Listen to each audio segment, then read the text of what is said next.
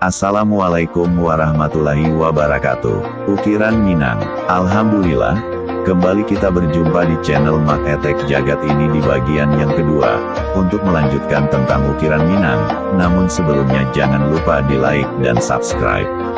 Pada bahagian pertama, kita telah membahas sekilas tentang ukiran Minang.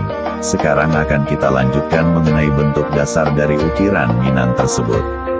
Ukiran Minang juga sama halnya dengan cabang dari seni rupa yang lain, dan berorientasi kepada alam. Dari motif yang dibuat, dikembalikan kepada sifat dan bentuk alam.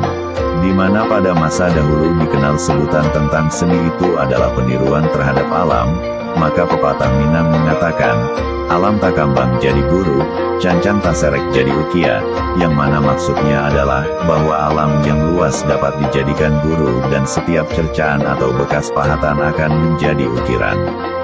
Keunikan dari ukiran Minang, di mana bentuk alam yang dijadikan sebagai motifnya tidak diungkapkan secara realistis atau naturalistis, namun berbentuk stilisasi atau digayakan sedemikian rupa, sehingga menjadi motif yang dekoratif. Demikian jauhnya stilisasi bentuk tersebut, sehingga terkadang sukar untuk dikenali sesuai dengan nama motifnya. Ukiran Minang, beberapa ahli berpendapat bahwa perkembangan motif ukiran Minang mulai dari corak realistis, yang kemudian melalui masa-masa yang panjang, akhirnya mencapai kristalisasi bentuk, sebagaimana yang kita jumpai sekarang ini. Namun pendapat ini tidak didukung oleh data yang kuat, karena tidak adanya peninggalan-peninggalan kuno yang menunjuk hal tersebut. Ditinjau dari nama motif-motif ukiran Minang, berasal dari nama sifat tumbuh-tumbuhan, nama-nama binatang dan nama-nama benda sehari-hari, namun yang lebih dominan adalah nama tumbuh-tumbuhan, dan hampir seluruh motif digayakan atau distilisasi menyerupai akar-akaran, sedangkan nama binatang dan benda-benda hanya tinggal namanya saja.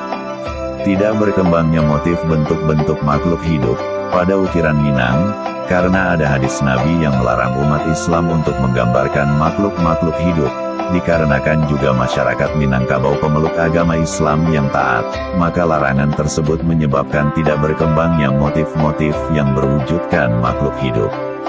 Bila dilihat dari segi pendesainannya, desainnya tidak mempunyai pola yang baku dan kaku.